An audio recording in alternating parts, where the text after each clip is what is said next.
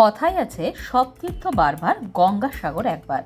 আজ পৌষ সংক্রান্তি পুণ্য স্নান করতে মানিকচকের গঙ্গাঘাটে পুণ্যার্থীদের ঢল। মঙ্গলবার সকাল থেকে মানিকচক সহ বিভিন্ন এলাকা থেকে পুণ্যার্থীদের ভিড় দেখা যায়।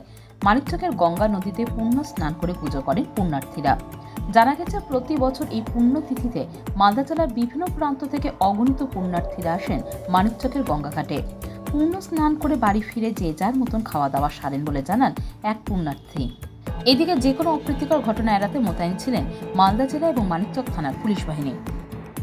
আজকে সংক্রান্তি আছে আমাদের, ওই সংক্রান্তিতে প্রত্যেক বছর আমরা চান করতে আসি। চান করে যাব বাড়ি গিয়ে যেটা খাওয়ার নিয়ম আছে আমাদের হিন্দু সমাজে, চূড়া, লাড়ু, তিলের লাড়ু, যত সমস্যা আছে, ধরা খিচড়ি যত আছে আয়োজন, সব কিছু খাওয়া।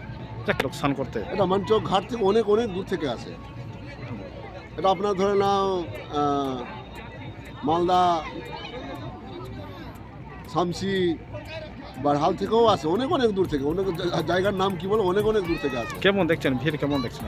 ভিড় তো ভালোই আছে, ভিড় তো খারাপ না। প্রত্যেক বছর এর থেকে তো ধরো এবার তো মোটামুটি যে আছে এর থেকে আরও বেশি ভিড় হয়। ঠিক আছে, এবারও ধরো আসবে, এখন আরও প্রচুর ভিড় হবে এখানে। তারিখ কেমন আছে দেখছেন? পুলিশ শাসনও ভালোই আছে। Bureau news, Bangla Times.